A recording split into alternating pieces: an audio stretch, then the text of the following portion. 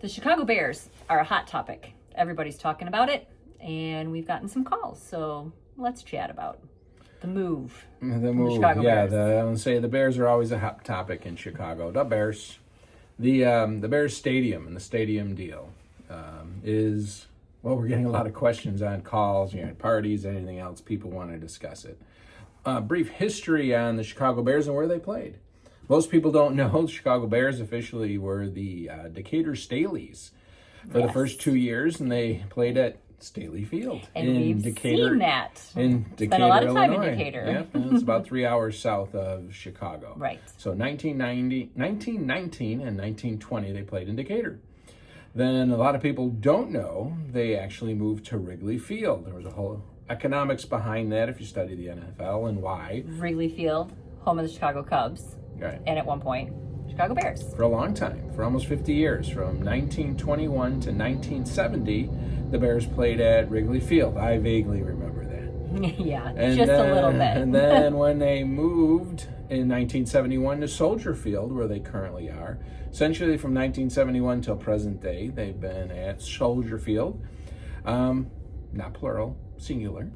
Except for 2002 when they went and played at Memorial Stadium in Champaign at the University of Illinois. Mm-hmm. So that was 2002. So from 71 when they were renovating Soldier Field. Field. Yes. Whole different discussion. We do another video on the renovation and what happened, Yes. but that's a whole different But story. right now, let's also say that Soldier Field is a lakefront stadium in downtown Chicago. Yep. South end of Chicago. So then in 2021, the Bears put in a bid to buy Arlington International Racecourse In Arlington Heights. And they won the bid. After their due diligence, they closed on it in February 2023. So the Bears now own, the Chicago Bears, the McCaskey family, owned Arlington International Racecourse. They said they attempted to stay in Chicago, which there were a lot of meetings, and they brought up beautiful pictures Drawings. of what they wanted to build and everything else, not too far from Soldier Field. But they couldn't come to terms with the city of Chicago and the state of Illinois about tax funds being used for the stadium. Our governor, who currently is our governor, said no dice, and that all got squashed. And while all of this was happening, all of the buildings and the racetrack that were on the property where Arlington Park International Racecourse was were being leveled. Yeah, it's all been bulldozed down. Now it is just one open grassy area. Which is a shame in and of itself, and again, we could do another video on that. Right. So on September 8th of this year, 2025, the Chicago Bears declared we are moving to Arlington Heights. It was official. Now, I've been saying from day one that when they bought the place that they're going to be in Arlington Heights, and we'll get into it a little bit from here. But why the move?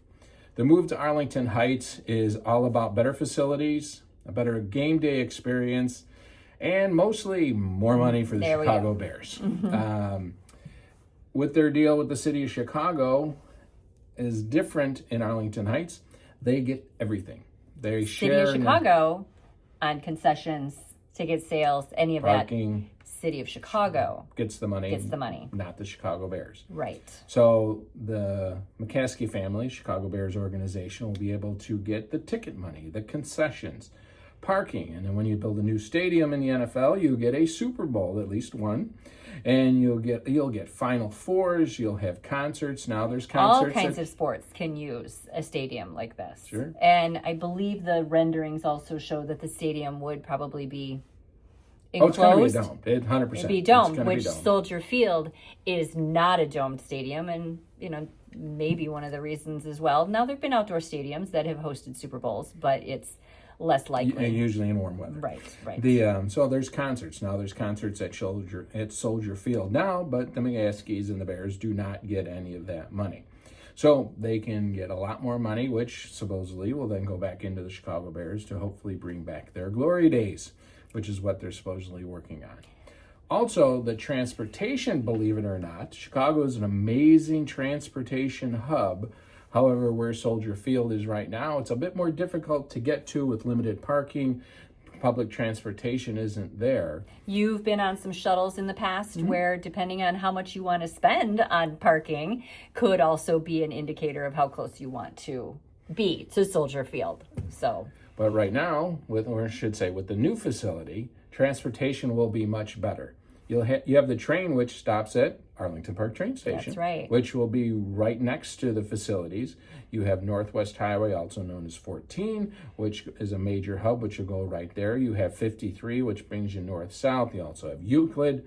Then there will be buses as well, just like there is now. So you'll be able to get there by, well, I don't want to say planes, trains, and automobiles. I don't think trains and automobiles and buses. And we'll be able to get you there. So getting in and out will be relatively easier. It should be anyway. That's the plan. Right. And the effect on the parking, because that's where a lot of hear, oh my God, it's going to be crazy in Arlington Heights.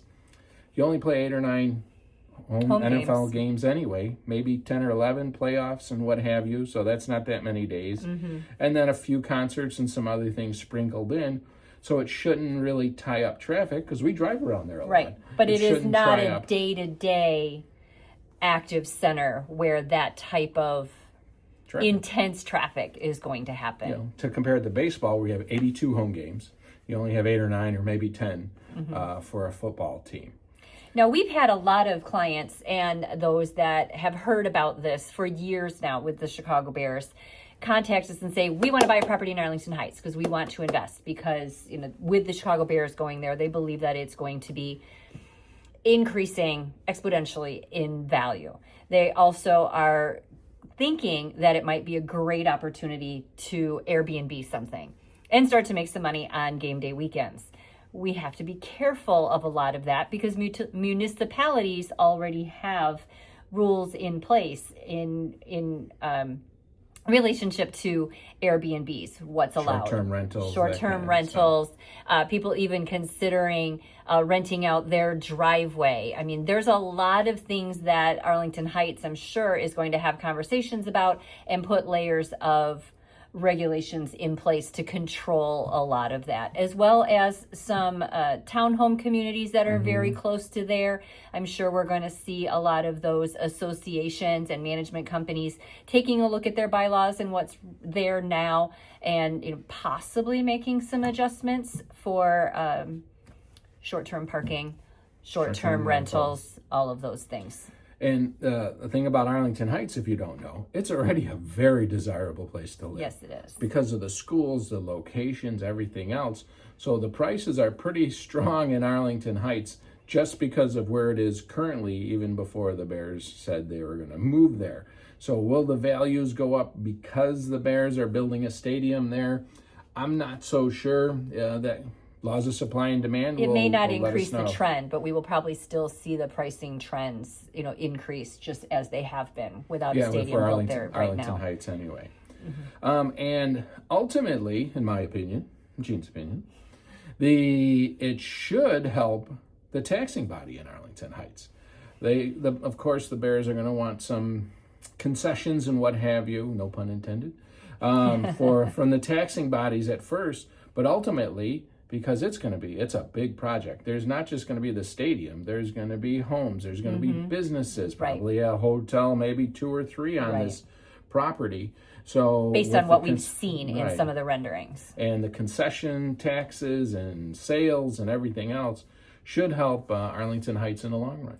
Now, when we're talking about Arlington Heights and the home prices in Arlington Heights, they are at some of the higher price points for that corridor. Now, we've talked about in the past, Arlington Heights is on the west end of a corridor that also includes just to the east Mount Prospect. And again, just the next town to the east is our hometown in Des Plaines, which those are great opportunities as well because that route to Arlington Heights is going to be direct. If you are living in Arlington Heights, or if you're living in Mount Prospect, or if you're living in Des Plaines, even some into Park Ridge, some of these train lines are going to go straight up to that stadium. Sure. So there's going to be a lot of opportunities to choose housing at a lot of different price points as well and still benefit from the Bears. Sure, and you have Palatine, which is just across the street from Northwest Highway. Rolling Meadows is right there. Yes. Hoffman Estates, Schaumburg, just a little bit down the road. Yes. So it's going to affect the whole area, and I believe ultimately in a very positive way. So if you're considering a move, if you want to talk a little bit more about Bears football or about the Bears Stadium, we're Joe and Jean Morello with the Spouses Selling Houses team at Keller Williams. We've lived in Des Plaines for 29 years and are proud to call it home, but we do have familiarity with Mount Prospect and Arlington Heights as well as those surrounding northwest suburbs. So we'd be happy to chat with you to see if we can find a place for you that you would be comfortable and possibly even accessible to the new Bears Stadium. Thanks.